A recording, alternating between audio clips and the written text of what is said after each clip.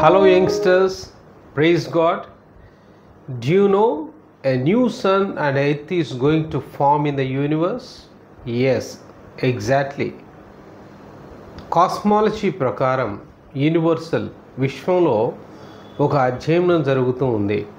International astronomer అయిన Melissa మెక్లూరీ maiden యూనివర్సిటీలో maiden observatory టీమ్గా మరి కొద్దిమంది శాస్త్రవేత్తల బృందం అనేక సంవత్సరాలు అల్మా టెలిస్కోప్ను వాడి అసలు విశ్వంలో ఏ రీతిగా నక్షత్రాలు సృజించబడతాయి, ఏ రీతిగా గ్రహాలు సృజించబడతాయి, గ్రహాలకు మరి ఏ రీతిగా ఈ యొక్క ఉపగ్రహాలు అంటే చంద్రుడు సృజించబడతారు, నక్షత్రాలు, సూర్యుడు, చంద్రుడు, గ్రహాలు, ఉపగ్రహాలు, వీటి మీద లెయిడెన్ యూనివర్సిటీ వాళ్ళు ఒక పరిశోధన చేశారు. అయితే జూలై 2025 సంవత్సరం జూలై నెలలో ఒక ఆశ్చర్యకరమైన విషయాన్ని వారు ప్రతిపాదించారు. ఏంటి వారు ప్రతిపాదించిన విషయం అంటే, కొత్త ఆకాశము, కొత్త భూమి, కొత్త నక్షత్రాలు, కొత్త గ్రహాలు తిరిగి సృజించబడబోతూ ఉన్నాయి. మరి ఈ రీతిగా ఫామ్ అయిన వాటిల్లో ఒక ఆశ్చర్యకరమైన విషయం ఏంటంటే, మన సోలార్ సిస్టంలోనే నవగ్రహాలు మనకు ఉన్నాయి కదా, దాంట్లో జూపిటర్ అనే ఒక గ్రహం గురించిన ఆశ్చర్యకరమైన విషయాలు వారు ప్రతిపాదించారు. ఈ జూపిటర్ ఒకనాడు స్టార్గా ఫామ్ అవ్వాల్సి ఉండి అది ఫెయిల్ అయిందని, దాన్ని ఫెయిల్డ్ స్టార్ అని దానికి ఆస్ట్రానమీలో ఒక పేరు పెట్టారు. ఆస్ట్రో సైన్స్లో దానికి ఒక పేరు ఫెయిల్డ్ స్టార్ అంటారు ఈ యొక్క జూపిటర్ని. ఏంటి అంటే, ఒక స్టార్కు కావలసిన పూర్తి కంపోజిషన్ దాంట్లో ఉంది, కానీ స్టార్గా అది మారలేకపోయింది. ప్రస్తుతం మనకున్న సోలార్ సిస్టంలో ఉన్న ప్లానెట్స్ అన్నిట్లో పెద్దది ఈ యొక్క జూపిటర్. బృహస్పతి లేదా గురుగ్రహం అని కూడా అంటూ ఉంటాం కదా, అన్నిటికంటే పెద్దది. దీని యొక్క కెమికల్ కాంపోజిషన్ ఏంటి అంటే, దాంట్లో ఎక్కువగా హైడ్రోజన్ మరియు హీలియం పదార్థాలు ఉన్నాయి. అంటే సూర్యుడిలో ఉన్న పదార్థాలు, నక్షత్రానికి సరిపడా పదార్థాలు. అయితే పూర్తి స్థాయిలో అది బర్న్ అయ్యే సిచ్యువేషన్లో లేదు. అయినప్పటికీ హైడ్రోజన్ అండ్ హీలియం కలిగి ఉన్న ఈ యొక్క జూపిటర్ హై రేడియేషన్ రిలీజ్ చేస్తూ ఒక నక్షత్రం ఏ రీతిగా పనిచేయాలో ఆ రీతిగా దాని యొక్క కెమికల్ కాంపోజిషన్ కలిగి ఉన్నా అది ప్రకాశించలేకపోతూ ఉంది.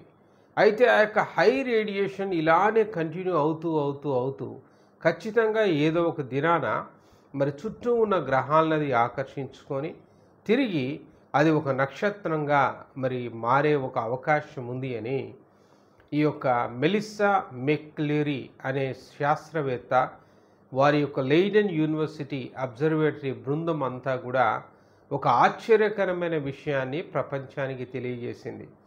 ఇప్పుడు ప్రపంచవ్యాప్తంగా ఎంతోమంది శాస్త్రవేత్తలు, ఆస్ట్రోనట్స్, ఆస్ట్రోఫిజిక్స్, మరి ఆస్ట్రోకెమిస్ట్రీ ఇలాంటి ఎంతమంది ఈ విశ్వానికి సంబంధించిన కాస్మాలజీ చదువుతూ ఉన్నారో వాళ్ళందరిలో ఒక ఆసక్తికరమైన విషయాన్ని రేకెత్తించారు. అయితే ఈ యొక్క గొప్ప విషయము 1610 సంవత్సరంలో గలీలియో గలీలీ అని తన ఒక టెలిస్కోప్ను కనిపెట్టినప్పుడే గురుగ్రహం అనేది కేవలం గ్రహమే కాదు, దానికి ఇంకొన్ని ప్రత్యేకమైన లక్షణాలు ఉన్నాయి. ఈ యొక్క జూపిటర్ 95 మూన్స్ని కలిగి ఉన్నదట. We the Earth only have 1 moon, but Jupiter have the 95 moons. ఇప్పటికీ మీరు గూగుల్లో సెర్చ్ చేశారంటే what are the moons of Jupiter అంటే ఒక్కొక్క మూన్ యొక్క పేరుతో సహా మరి దాంట్లో డిస్క్రైబ్ చేయబడి ఉంటుంది. కాబట్టి గలీలియో మూన్స్ అని ఒక 4 ప్రాముఖ్యమైన వాటిని మాత్రం 1610 సంవత్సరంలోనే ఆయన ప్రపంచానికి తెలియజేశాడు. ఆయన ఇచ్చిన ఆసక్తికరమైన అంశం మీదనే ఈ కాస్మాలజీ ఇంకా ముందుకు సాగుతూ జూపిటర్ గ్రహం మీద అనేక కొత్త పరిశోధనలు చేస్తూ వచ్చాయి. అయితే ప్రస్తుతం 2025లో రిలీజ్ అయిన ఈ యొక్క ఆర్టికల్ ద్వారా మెలిసా మెక్లూరీ అనే సైంటిస్ట్ మాత్రం ఆశ్చర్యకరమైన విషయాన్ని ఈ జూపిటర్ గ్రహం గురించి మనకు అందించారు. ఈ జూపిటర్ గ్రహానికి సూర్యుడు అనే నక్షత్రానికి ఈ సోలార్ సిస్టానికి చాలా దగ్గర పోలికలు ఉన్నట్టుగా మరి వారు డిస్క్రైబ్ చేస్తూ ఉన్నారు. ఇప్పుడు సోలార్ సిస్టంలో మొదటి 4 ప్లానెట్స్ని రాక్ ప్లానెట్స్ అంటాం. అంటే ఎక్కువగా ఈ యొక్క గ్రహాలలో రాళ్ళు, కొండలు, గుట్టలు ఇలాంటి ఎక్కువగా రాక్ మెటీరియల్ దొరుకుతుంది. Mercury, Venus, Earth and Mars ఈ మొదటి 4 గ్రహాలు కదా మనకు సోలార్ సిస్టంలో. వీటన్నిటిలో కూడా రాక్ మెటీరియల్ ఎక్కువగా ఉంటుంది, రాళ్ళకు సంబంధించిన పదార్థం. కాబట్టి వీటినే రాక్ ప్లానెట్స్ అని కూడా అంటాం. Same thing here in the జూపిటర్కున్న 95 మరి మూన్స్ ఏవైతే ఉన్నాయో వాట్లల్లో కూడా దానికి దగ్గరగా ఉన్న రోస్లో ఉన్న ఆ యొక్క మూన్స్ అన్నిట్లో కూడా రాక్ మూన్స్ ఎక్కువగా ఉన్నాయి. ఆ రాక్ మూన్స్ ఉండడం, తర్వాత దూరంగా ఉన్న ఆ యొక్క 91 ప్లానెట్స్ ఏవైతే డిస్టెన్స్లో ఉన్నాయో వీటన్నిటిలో కూడా ఐస్ అండ్ గ్యాసెస్ ఎక్కువగా ఉన్నట్టుగా మరి పరిశోధనలు కొనసాగుతూ ఉన్నాయి. 1610లో గలీలియో గలీలీ ఏదైతే ఈ యొక్క జూపిటర్ యొక్క 4 మేజర్ మూన్స్ గురించి అతను ప్రతిపాదించాడో దాంట్లో గెనీమైడ్ అనే ఒక మూన్ మరి అది మన మెర్క్యూరీ గ్రహం కంటే పెద్దదని, is a larger and bigger than the Mercury అని ప్రతిపాదించాడు. అది అంత పెద్ద గ్రహంగా మరి ఉండడం, తర్వాత లో అనే ఒక గ్రహంలో ఎక్కువగా అగ్నిపర్వతాలు ఉన్నాయి. అగ్నిపర్వతాలు నిత్యం ఆడ వోల్కానో రప్చర్స్ జరుగుతూనే ఉంటాయి.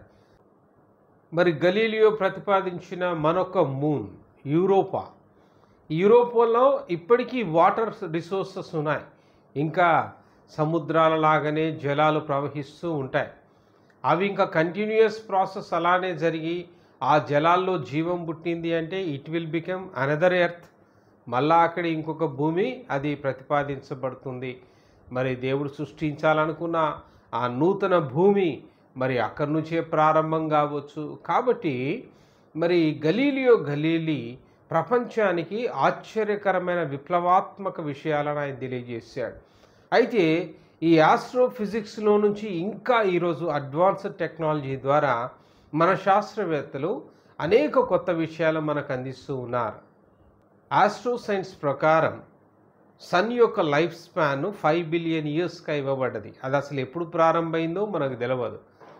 5 బిలియన్ ఇయర్స్లో ఆన్ అండ్ యావరేజ్గా the sun will burst and swallow the nearest planets అంటారు. అంటే సన్ బర్స్ట్ అవ్వడం, దాని యొక్క నియరెస్ట్ ప్లానెట్స్ అంటే ఏముందండి, మనమే ఉన్నాం కదా. ఫస్ట్ 4 ప్లానెట్స్లలో Mercury, Venus, Earth and Mars అది స్వాలో అవ్వడం, ఈ యొక్క కాస్మిక్ ఎనర్జీని అంతా కూడా మరి జూపిటర్ క్యాచ్ చేసుకోవడం. Jupiter is already having a composition of star, helium and hydrogen పూర్తి స్థాయిలో కలిగి ఉండి హై రేడియేషన్ ఇప్పటికే అది కొన్ని వేల సంవత్సరాల నుంచి రిలీజ్ చేయడం ద్వారా మరి నియరెస్ట్ ఆ జూపిటర్ ఆ యొక్క కాస్మిక్ ఎనర్జీ మొత్తం కూడా క్యాప్చర్ చేసేసుకొని this Jupiter will become a new star, అదే ఒక స్టార్గా ఫామ్ అవడం. అప్పుడు ఈ జూపిటర్కు ఉన్న 95 మూన్స్ ఏవైతే ఉన్నాయో these moons will become the planets. అదొక కొత్త సృష్టిగా మారిపోద్ది, అదొక కొత్త నక్షత్రం అయిపోతుంది. ఆ కొత్త నక్షత్రానికి కొత్త గ్రహాలుగా ఇవన్నీ మారిపోతాయి. అయితే ఈ 95 మూన్సే దాంట్లో ఉండాలి, 95 మూన్సే గ్రహాలుగా మారాలని ఏమీ లేదు. కానీ వాటర్లో కొన్ని మెర్జ్ అవ్వడం, కొన్ని బర్స్ట్ అవ్వడం, ఆ యొక్క revolutionary changes will happen in the space. ఆ యొక్క అంతరిక్షంలో ఈ కాస్మిక్ ఎనర్జీ ద్వారా అలాంటి విప్లవాత్మకమైన మార్పులు జరుగుతూ ఉంటాయి. పాత నక్షత్రాలు ఆరిపోవడం, కొత్త నక్షత్రాలు పుట్టడం, మరి నక్షత్రాలు బాస్ట్ అవ్వడం, వాడి దగ్గరలో ఉన్న మిగతా నక్షత్రాలను ఆ యొక్క కాస్మిక్ ఎనర్జీని క్యాప్చర్ చేసుకొని మళ్ళీ న్యూ ప్లానెట్స్, వాటికి సబ్ ప్లానెట్స్ ఫామ్ అవడం అనేది అంతా కూడా ఈ యొక్క కాస్మిక్ సైన్స్ ప్రకారం అదంతా కూడా జరుగుతున్న ప్రాసెస్. అది ఆస్ట్రో సైన్స్లో మరి ఆ రకంగానే మన సూర్యుడు స్థాపించబడ్డాడు, ఆ రకంగానే మన గ్రహాలు, నవగ్రహాలన్నీ నిర్మించబడ్డాయి. ప్రపంచ ఈ యొక్క చరిత్రలో విశ్వంలో ఉన్న మరి అనేక నక్షత్ర మండలాలన్నిటికీ కూడా సైంటిఫిక్ థియరీ అదే. వీటన్నిటినీ సాధారణ మానవుడు అర్థం చేసుకోలేడు. కాబట్టి సింపుల్గా ఒక్క మాటలో ప్రభువు పలకగా, దేవుడు ఆజ్ఞాపించగా అని సింపుల్గా మనకు అర్థమయ్యే లాంగ్వేజ్లో ఒక సామాన్య మానవుడికి, చదువు లేని వాడికి, విద్య లేని వాడికి కూడా అర్థమయ్యే రీతిగా దేవుడు చక్కగా ఆయన పలుకగా ఇది కలిగాను, ఆయన పలుకగా సూర్యచంద్ర నక్షత్రాదులు కలిగాను అని సాధారణమైన భాషలో ప్రతి ఒక్కరికి అర్థమయ్యి దేవుడు ఎంతో గొప్పవాడో, దేవుడు ఎంత శక్తివంతుడో అర్థమయ్యే రీతిలో మరి బైబిల్లో వాటన్నిటి గురించి రాయబడి ఉన్నది. అయితే జూలై 2025లో మెలిస్సా మెక్లేర్ అనే సైంటిస్ట్ ప్రతిపాదించకముందే 1610 సంవత్సరంలో గలీలియో గలీలీ తన యొక్క టెలిస్కోప్ ద్వారా మరి ఎన్నో విషయాలు అంతరిక్షంలో నుంచి, నక్షత్రాల గురించి, గ్రహాల గురించి, వాటి యొక్క పరిమాణాల గురించి, వాటి నిర్మాణాన్ని గురించి మరి ఆయన ప్రతిపాదించడం జరిగింది. అసలు ఈ శాస్త్రవేత్తలన్నిటికీ ముందు సైన్స్ అండ్ టెక్నాలజీ అనేది ప్రజల్లోకి ఆలోచన రాకముందే ఒక ఆశ్చర్యకరమైన విషయం ఏంటంటే, బైబిల్లో అసలు ఏ విద్య లేని వారికి, నాగరికత లేని దినాల్లోనే దేవుడు యెషయా ప్రవక్త ద్వారా ప్రపంచంతో మాట్లాడాడు, ఆయన భక్తులతో మాట్లాడాడు, ఆయన బిడ్డలతో మాట్లాడాడు. చూడండి, యెషయా గ్రంథము 65వ అధ్యాయం 17వ వచనములో, యెషయా గ్రంథం 66వ అధ్యాయం 22వ వచనంలో కొత్త ఆకాశం, కొత్త భూమిని గురించిన ప్రస్తావన అక్కడ మనం చూస్తూ ఉంటాం. అంతేకాదు యేసు ప్రభు యొక్క శిష్యుల్లో మరి దుడుకు పేతురు అని పిలువబడే పేతురు రాసిన రెండవ పత్రికలో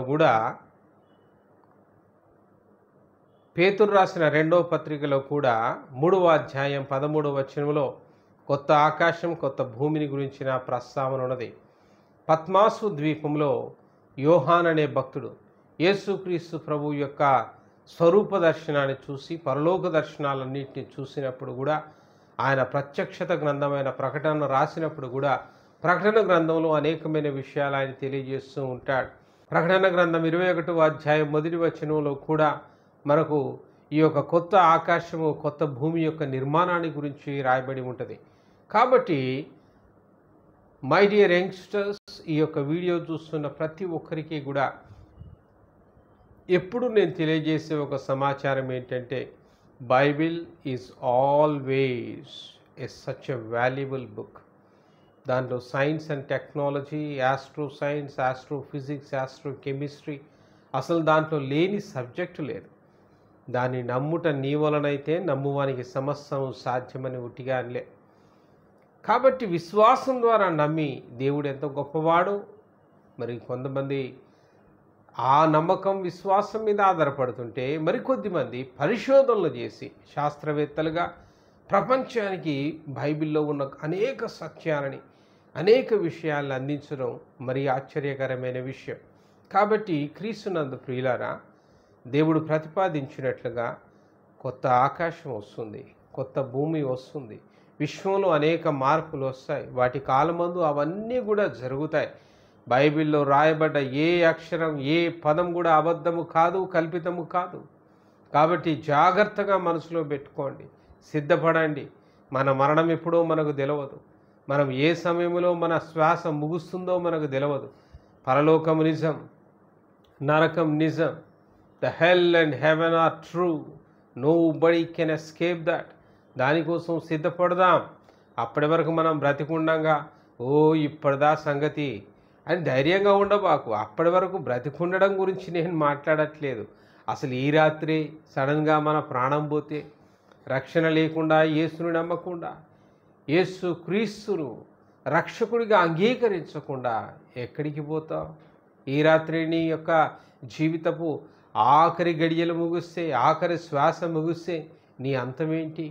మరణం తర్వాత మరో జీవం ఉన్నదని నీకు తెలుసా? బైబిల్ నమ్ము, బైబిల్లో చెప్పిన దాన్ని తప్పకుండా విశ్వాసవచ్చు, రక్షణ పొందు. ఆయన మానవాళి రక్షించబడాలని ఆ దేవుడే యేసుక్రీస్తు ప్రభువుగా లోకమునకు వచ్చి మన మధ్యలో సంచరించి, జీవించి, రక్తము కార్చి, మరణించి, ఆయన తిరిగి లేచి సజీవుడుగా పరలోకానికి ఆరోహణమయ్యాడు. నేను తిరిగి వస్తానన్నాడు. మాట ఇచ్చిన దేవుడు అబద్ధమాడేవాడు కాదు.